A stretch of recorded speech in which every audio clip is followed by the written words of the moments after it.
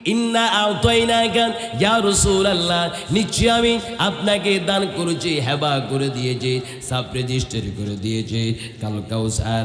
আপনাকে আমি কাউসার দিয়েছি।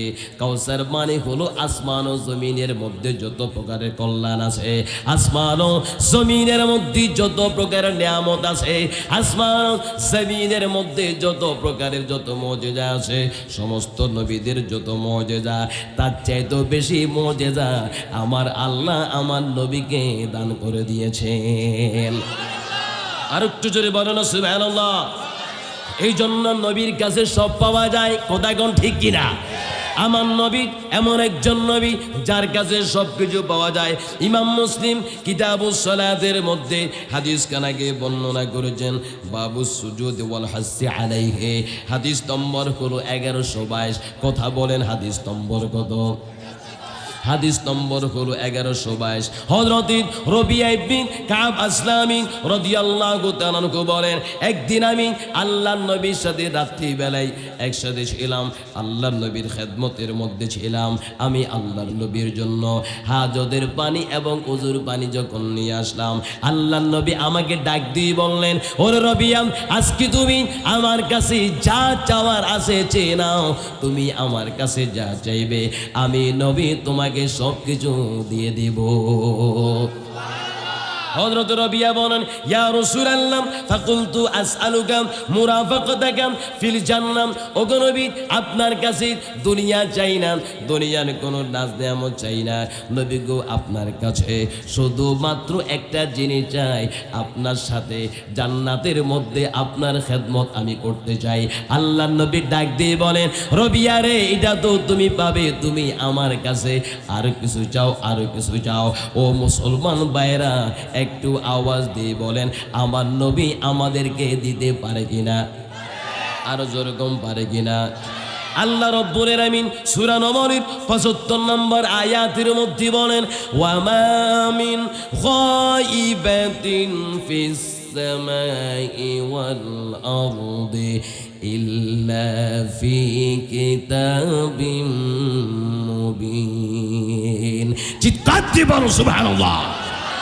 আসমান ও জমিনের মধ্যে যত প্রকারের গায়েব আছে সবগুলো এই কোরআনের মধ্যে আছে।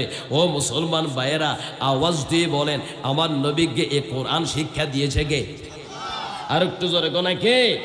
তাহলে কোরআনের মধ্যে যদি আসমান ও জমিনের সকল প্রকারের গায়েব থাকে, তাহলে আজকের পর থেকে এটাও আপনাকে স্বীকার করতে হবে আমার নবীর ভিতরও সকল গায়েব আছে। চিৎকার দিয়ে বলবেন না সুবহানাল্লাহ। আমার নবীকে দান করেছেন কে? আর একটু জোরে গোনা কে? আল্লাহ।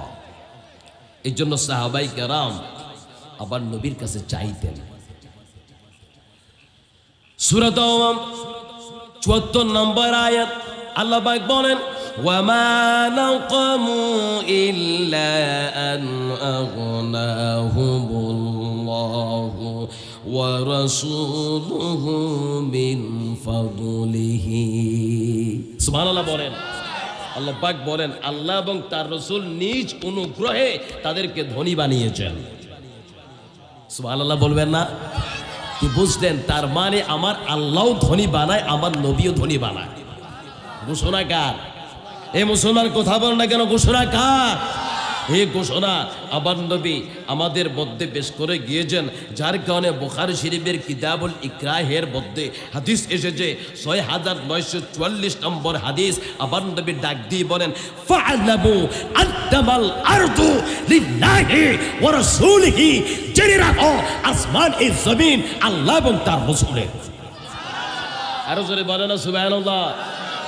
আল্লাহ যে বলেছেন কাল কাউসার, কাউসারের একটা তাফসীর হলো আসমান ও জমিনে যা আছে সবগুলো আল্লাহ পাক আমার নবীকে দান করেছেন। আরো জোরে বলেন না সুবহানাল্লাহ। তাহলে আমার নবী নিজেও সেই বুখারীর হাদিসের মধ্যে ঘোষণা করে দিয়েছেন, এই আসমান ও জমিন, এই জমিনটা পুরোটাই আসমান ও জমিন যেমন আল্লাহর, তেমন আমার নবীরও।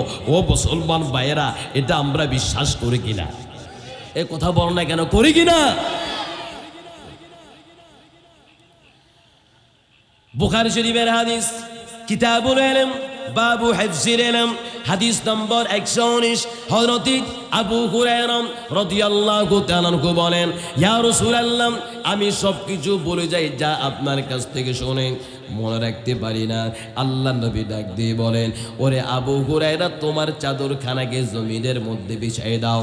জমিনের মধ্যে যখন বিছালেন, আল্লাহ নবী ওনার হাত মুবারক উপরের দিকে এমন করে তুললেন, তোলার পরে মুঠের মধ্যে কি জানে নিলেন, সেই চাদরের মধ্যে রেখে দিলেন। আবু হুরায়রাকে ডাক দিয়ে বললেন, আবু হুরায়রা রে, এবার চাদরখানা তুমি তোমার গায়ের সঙ্গে জড়িয়ে নাও। হযরতে আবু হুরায়রা চাদরখানা যখন গায়ের সঙ্গে জড়াই নিলেন, আবু হুরায়রা বলেন, ওই দিনের পর থেকে আমি আল্লাহর নবীর একটা কথাও কোনোদিন বলে যাইনি। জোরে বলুন সুবহানাল্লাহ, আরে জোরে বলুন সুবহানাল্লাহ। আমার নবীকে আল্লাহ পাক এমন কাউসার দিয়েছেন, ওই কাউসার থেকে যার যত ইচ্ছা সে তত নিতে পারে, এবং আমার নবী যাকে ইচ্ছা তাকে তত বেশি দিতে পারে। আপনার নেওয়ার যোগ্যতা যতটুকু, আমার নবীর দেওয়ার যোগ্যতা তার চাইতে অনেক বেশি। সুবহানাল্লাহর আওয়াজ এত ঠান্ডা, আরেকটু জোরে বলবেন না সুবহানাল্লাহ? আওয়াজ দিয়ে বলেন, আমার নবী দিতে পারে কিনা? আরেকটু জোরে কোনা পারে কিনা? আমার নবীকে এই ক্ষমতা দিয়েছে কে? আরেকটু জোরে কোনা কে? আল্লাহ। বুখারী শরীফের হাদিস, আল্লাহর নবী ডাক দিয়ে বলেন, ইন্নামা আনা কাসিমুন ওয়াল্লাহু ইউতি। এর দুনিয়ার মানুষ, আল্লাহ আমাকে দিচ্ছে, আমি নবী বন্টনকারী। আল্লাহ আমাকে দেন, আমি নবী বন্টনকারী। দিয়েছেন বলেন নাই, দিবেন বলেন নাই। আল্লাহ আমাকে দেন, তার মানে অতীতও দিয়েছেন, বর্তমানও দিচ্ছেন, ভবিষ্যতে দিতে থাকবেন। আল্লাহ আমাকে দেন, আমি নবী কিয়ামত পর্যন্ত বন্টনকারী। হয়তো মনে মনে প্রশ্ন করতে পারেন, হুজুর গো, আল্লাহ কি আমার নবীকে কোনো ধনভাণ্ডার দিয়েছেন কিনা আপনি এই কথা বলছেন?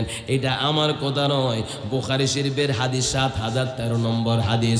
আল্লাহর নবী বলেন, এর বিশ্বের মানুষ, আমি একদিন তন্ত্র অবস্থার মধ্যে ছিলাম, এমত অবস্থার মধ্যে আমি দেখতে পাইলাম জমিনের যত ধনভাণ্ডার আছে, সমস্ত ধনভাণ্ডারের চাবি আল্লাহ আমার হাতের মধ্যে দিয়েছেন। অন্য হাদিসের মধ্যে এসেছে, শুধু জমিনের ধনভাণ্ডার নয়, গোটা আসমান এবং জমিনের মধ্যে যত প্রকারের যত ধনভাণ্ডার আছে, সবগুলো আমার নবীর হাতের মধ্যে দান করে দিয়েছেন। আরো জোরে বলেন না সুবহানাল্লাহ। বলেন, আমার নবীর কাছে সব কিছু আছে কিনা? এ মুসলমান কথা বল না কেন, আছে কিনা? চাই সেটা রিজিকের ধনভাণ্ডার হোক, চাই সেটা ইলমের ধনভাণ্ডার হোক, সবগুলো আমার নবীকে দান করেছেন কে? আর একটু জোরে কেনা কে? আল্লাহ। এজন্য কিয়ামত পর্যন্ত সকল রিজিকের মালিক আল্লাহ, আর আমার নবী কিয়ামত পর্যন্ত সকল কিছুর বন্টনকারী। সুবহানাল্লাহ বলেন।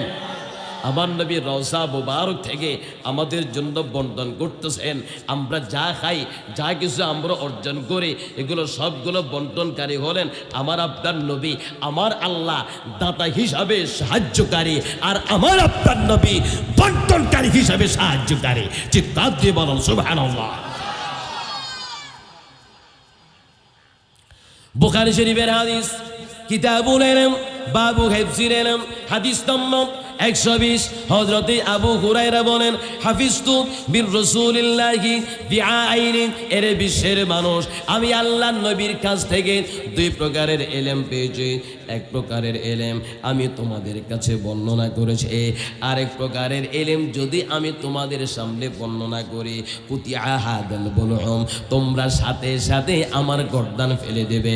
তার মানে বোঝা গেল আল্লাহর নবী ইলমের ধনভাণ্ডারের মালিক। আল্লাহ পাক আমার নবীকে বানিয়ে দিয়েছেন, সকল রিজিকের ধনভাণ্ডারও আল্লাহর নবীকে বানিয়ে দিয়েছেন। এই যত প্রকারের কল্যাণ, এগুলো সবগুলো কাউসারের মধ্যে রয়ে গিয়েছে। জোরে বলুন সুবহানাল্লাহ, আরে জোরে বলুন সুবহানাল্লাহ। এই সবগুলো কাউসারের অন্তর্ভুক্ত। হয়তো এখন চিন্তা করতে পারেন, হুজুর নবী তো দরিয়ার বুক থেকে যাওয়ার সময় এই কথাটি বলেছেন, নবী কি এখনো আমাদেরকে কি বন্টন করতে পারেন? আবার নবী ডাক দিয়ে বলেন, ওরে আমার উম্মতেরা, ইদ্দা ইলবি বাদা মৌতি কা ইলবি ফিল হায়াত। দুনিয়ার বুকে থাকা অবস্থায় আমি নবীর যে ইলম, দুনিয়ার বুক থেকে যাওয়ার বড় একই ইলম। আরো জোরে বলেন সুবহানাল্লাহ। অন্য হাদিসের মধ্যে আমার নবী বলেন, হায়াতি খায়রুল লাকুম ওয়া মাউতি খায়রুল লাকুম। উম্মতে দুনিয়ার বুকে থাকা অবস্থায় যেভাবে তোমাদের কল্যাণ করেছি, দুনিয়ার বুক থেকে যাওয়ার পরও একই প্রকারের কল্যাণ আমি নবী তোমাদের জন্য করব। আরো জোরে বলেন না সুবহানাল্লাহ। কারণ আমাদের নবী হলেন জিন্দা। কথা বলেন, আমাদের নবী কি? আমাদের নবী মরা নবী না জিন্দা নবী? আর একটু জোরে কোন, না মরা নবী না জিন্দা নবী? জিন্দা নবী। আমার নবী ইন্তেকালের পরেও রোজা মুবারক থেকে বন্টন করেন। দেখেন কিভাবে বন্টন করেন।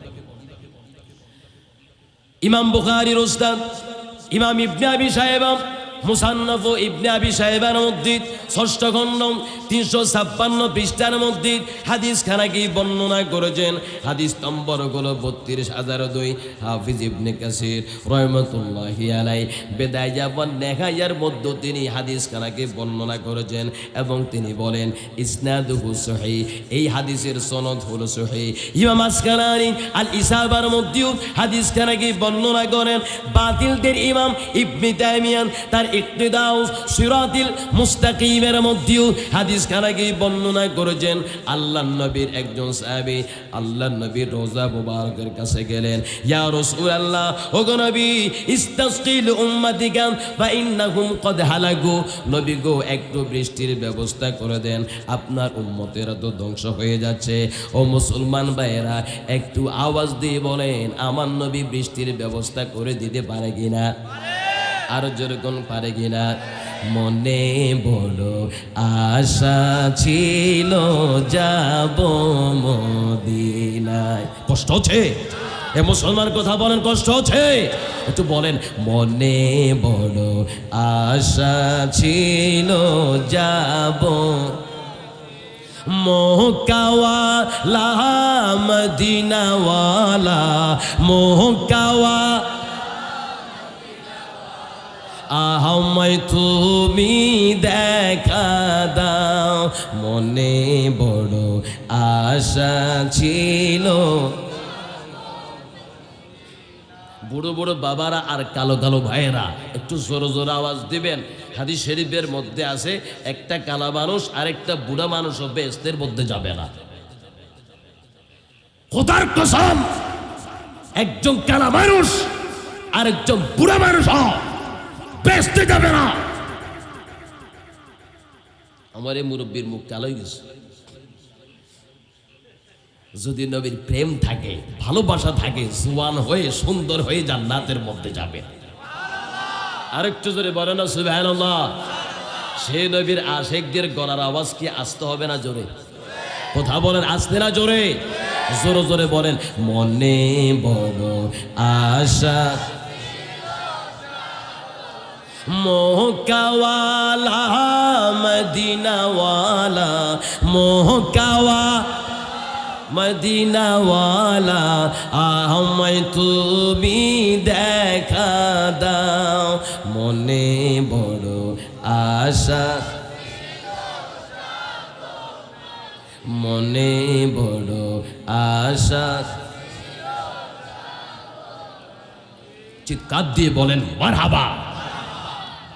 ওই সাহাবী আল্লাহর নবীর কাছে বৃষ্টি চাইলেন, ইয়া রাসূলুল্লাহ, বৃষ্টির ব্যবস্থা করে দেন, আপনার উম্মতেরা তো ধ্বংস হয়ে যাচ্ছে। ওই ব্যক্তি এইভাবে আল্লাহর নবীর দরবারের মধ্যে এরকম প্রার্থনা করিয়া সেখানে যখন বসে রইলেন, এমন তো অবস্থার মধ্যে তার একটু তন্দ্রা ভাব আসলো।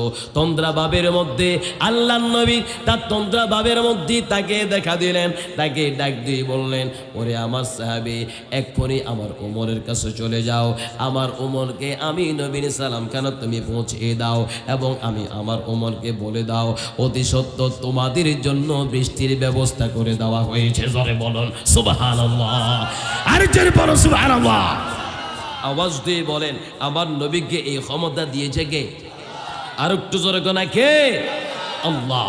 এই সব প্রকারের কল্যাণ, আসমানি কল্যাণ, জমিনি কল্যাণ, এই সর্বপ্রকারের কল্যাণ আল্লাহ পাক সবকিছু আবার নবীকে দান করেছেন। এর ভাই নবীকে দিয়েছে আল্লাহ, দিচ্ছেন আল্লাহ, দিবেন আল্লাহ, আর আপত্তি করতেছে বান্দা। এই বড় অবাক করার বিষয়। এত হিংসুক উম্মত তার জীবনও দেখি নাই। উম্মত কেমনে নবীরে হিংসা করে? নবীকে দিচ্ছে কে? দিয়েছেন কে? দিবেন কে? তো হিংসা কেন করতেছেন? যদি এতই যদি হিংসা হয়, আল্লাহর বিরুদ্ধে বাঁশখালী থানার মধ্যে গিয়ে মামলা করেন। আল্লাহ তুমি নবীরে এত বেশি কেন দিলা? এরে ভাই, কিয়ামত পর্যন্ত আমার নবীর ভান্ডারের মধ্যে কি কোনো কমতি হবে? আরেকটু জোরে কোনো কমতি হবে?